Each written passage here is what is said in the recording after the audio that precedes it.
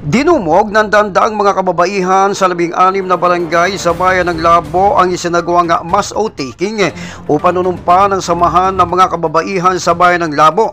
Maaga pa lamang kabayan ay punong-puno na ang Tulubatib Covered Court dahil naman sa dami ng mga dumalo na pinangunahan ng mga barangay officials ng barangay Tulubatib.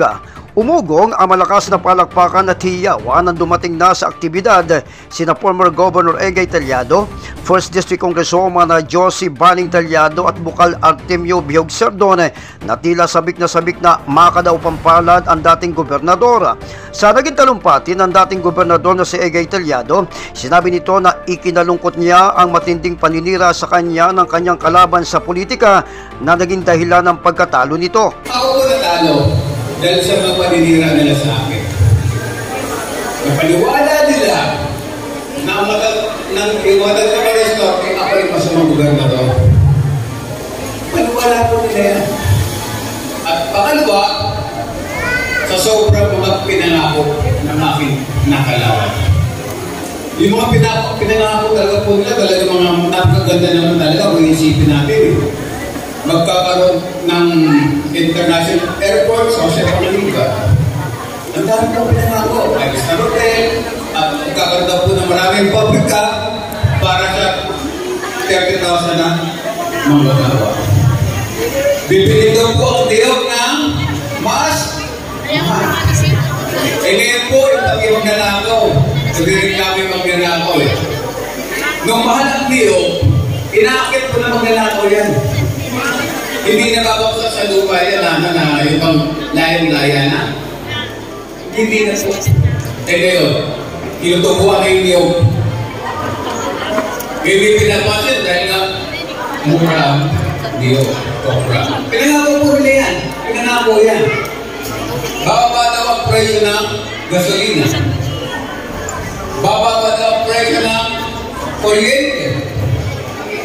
Magkakaroon pa ng general hospital o mga imposiblito yun. Napaniwala din anya ng kanyang kalabang si Governor Dong Padilla ang taong bayan sa mga magagandang pangako nito katulad na lamang ng pagpapatayo ng international airport, pagpapatayo ng mga nagaganda mga gusali o infrastructure projects, pagmura ng bayarin sa kuryente, pagdaragdag ng libu-libong trabaho para sa mga walang trabaho o hanap buhay at pagpapataas sa bilihan ng presyo ng kopra at niyog na anyay pawang kasinungalingan dahil hanggang sa ngayon ay wala pang nakikita ang taong bayan sa mga naipangako ng kasalukuyang gobernador. Ikinalungkot pa ni former Governor Egay Tellado ang umano'y pang-aambi o pang-aangkin ng kasalukuyang administrasyon sa mga proyekto ng kanyang administrasyon nung siya ay gobernador pa ng Camarines Norte, kasama na ang mga proyekto ng kanyang may bahay na si 1st District Congresswoman Josie Baning Tellado. Aniya kung ibabalik ng taong bayan ng Camarines Norte ang muling pagtitiwala sa kanya ay muling manunumbalik ang dating sigla at saya ng isang matagumpay at maunlad na lalawigan ng Camarines Norte. Ikinatuwa naman ng dating gobernador ang patuloy na pagdami ng mga umaanib sa samahan ng mga kababaihan para sa Team Gawa sa buong lalawigan ng Camarines Norte na anyay simbolo ng patuloy na pagtitiwala sa kakayahan ng Team Gawa. Kaugnay nito, panoorin natin kabayan ang naging testimonya ng isang kababayan natin sa bayan ng Labo na umanib na sa Team Gawa na dati ay nasa Team Matapat. Sa Santo Domingo, ako po yung founding president ng Samahan ng Kababaihan, nagkakaisa ng Daet. Incorporated po kasi kami po ay rehistrado sa SEC. Kami po ay nakarehistro din po sa munisipyo ng Daet.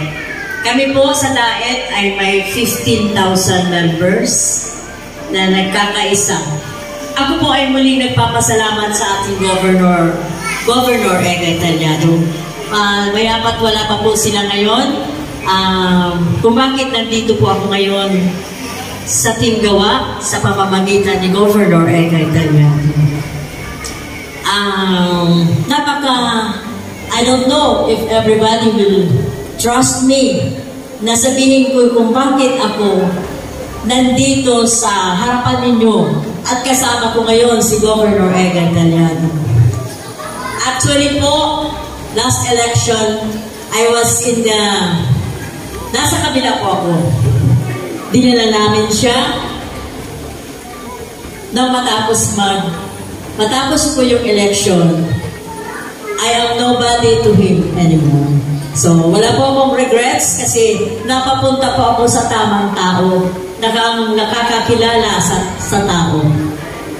So, ayaw ko na pong balikan yung regrets ko yun. Kung bakit po nandito ako ngayon kay Governor Egay, dahil po, nabuo po na sa aking isipan, ito pala ang tunay na tao. Kahit hindi niya ako kilala, pinagkatiwalaan niya po ako. Kung bakit po ako nandito, hindi po ako sinuyo ni Governor Egay. Kami po ang pusang lumapit kay Governor Egay. Hinanap ko po si Governor Egay kung saan ko siya matatagpuan. I have so many informations, pero wala pong nag-prosper. Kasi hindi nga po namin siya kilala, hindi naman po niya ako kilala. So, one time po, kung bakit ako napapunta dito kay Governor Egay, na ngayon po I put trust and loyalty to him forever na.